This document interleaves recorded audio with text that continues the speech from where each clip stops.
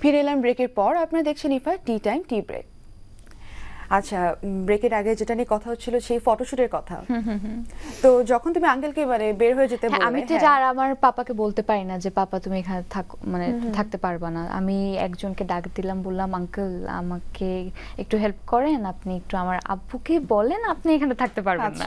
তো আমার পাপাকে হচ্ছে ওই যে হলটা ছিল ওখান থেকে, বা হল বা স্টুডিও অনেক বড় একটা জায়গা ছিল, ওখান থেকে হচ্ছে পাপাকে বললো আপনি একটু বাইরে ওয়েট করেন, আমরা এটা শেষ করে আপনাকে ডাকছি। তখন আই ফেল্ট কনফিডেন্ট যে আচ্ছা ঠিক আছে, এখন পাপা নাই, এখন আমি এক্সপ্রেশনস দিতে পারবো। তো আমি আসলে এই জিনিসটা এখনো আমার হয়, আমার খুব পরিচিত কারো সামনে আমি আসলে অ্যাক্টিং বা নাচ হোক বা কিছু একটা হোক আমি করতে পারি না। ইনফ্যাক্ট যখন আমি স্টেজ পারফরমেন্স করি তখন আমি বলি দ্যাট আমার কোনো ফ্রেন্ড বা কেউ যদি থাকে বা খুব আপনজন থাকে, আমি বলি তোমরা যদি ওই শোতে আসো আমাকে জানাইও না যে তোমরা আছো অডিয়েন্সের মধ্যে, তোমরা কিছু আমাকে বলবা না, আমার পারফরমেন্স শেষ হবে তখন এসে বলতে পারো।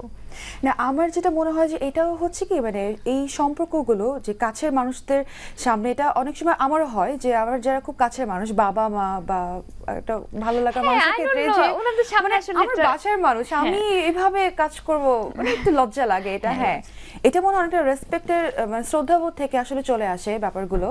কিন্তু তুমি দেখো, তুমি কিন্তু অসংখ্য কাজ করছো, সারা বাংলাদেশের বাইরে সবাই তোমাকে দেখছে, তোমার কাজকে ভালোবাসছে, তোমাকে ভালোবাসছে। Thank you. আচ্ছা, তো এই ভ্যালেন্টাইনে তোমার কি কি কাজ আসছে, আমরা কি কি দেখতে পারবো? দুটো খুবই স্পেশাল নাটক করেছি আমি। তো প্রথমটা হলো 8:45 এ যাবে, এটা হলো ক্লোজ আপ, কাছে আসার গল্প।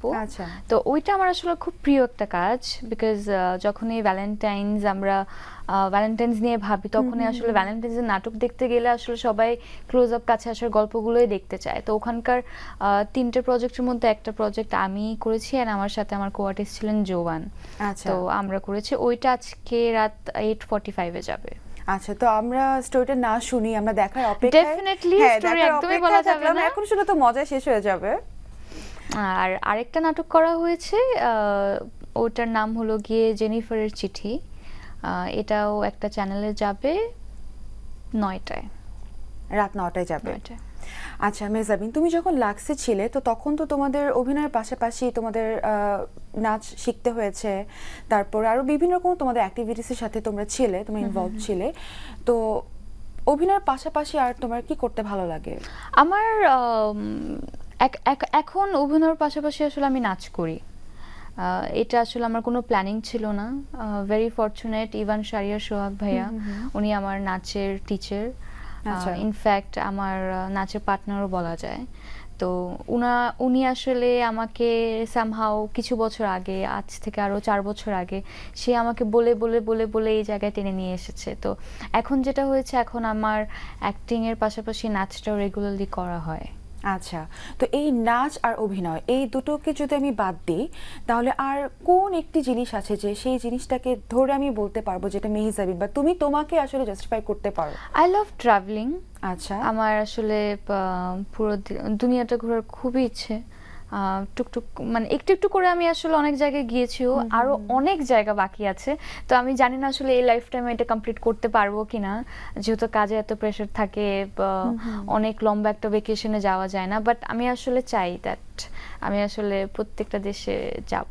আচ্ছা, যেহেতু ঘুরতে অনেক পছন্দ করো, ঘুরতে পছন্দ করি দেশের তো বাইরে। ইন ফিউচার মানে থাকে না সবটা প্ল্যান থাকে যে আমি আমার বিয়ে হলে হানিমুনে এই জায়গায় যাব, বা এরকম কি ইচ্ছা আছে? হানিমুন বা কি এটা আসলে একটা আমি জানি না। আমার অনেক আগে থেকে ইজিপ্টের প্রতি একটা ফ্যাসিনেশন কাজ করে। তো ইজিপ্টে আসলে আমার কখনো যাওয়া হয় নাই, but pyramids, Cairo, river Nile এসব আসলে আমি ছোটবেলা থেকে পড়ে এসেছি।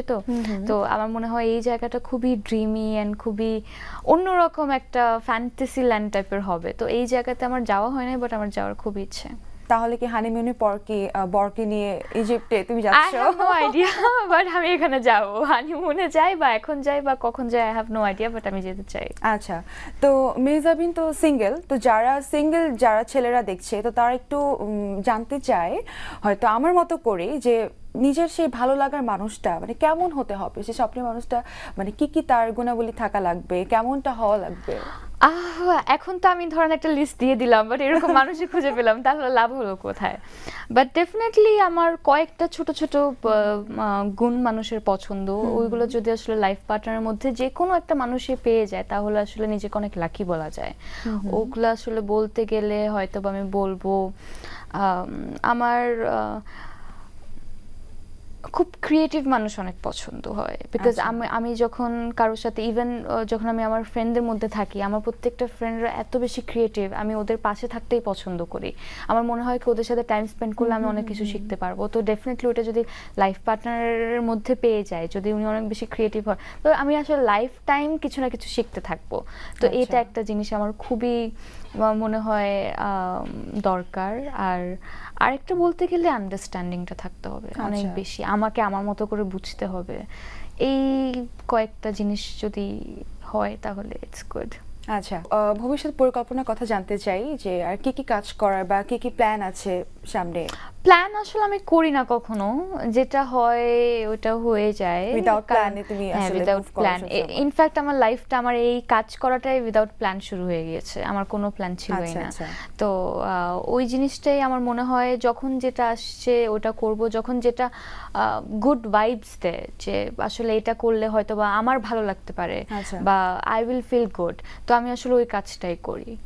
তো আই হ্যাভ নো প্ল্যানস, কোথায় কি করতে চাই না করতে চাই, no idea, but I definitely hope আমি যে কাজগুলোই করি ওটা আসলে 100% দিয়ে যাতে করতে পারি।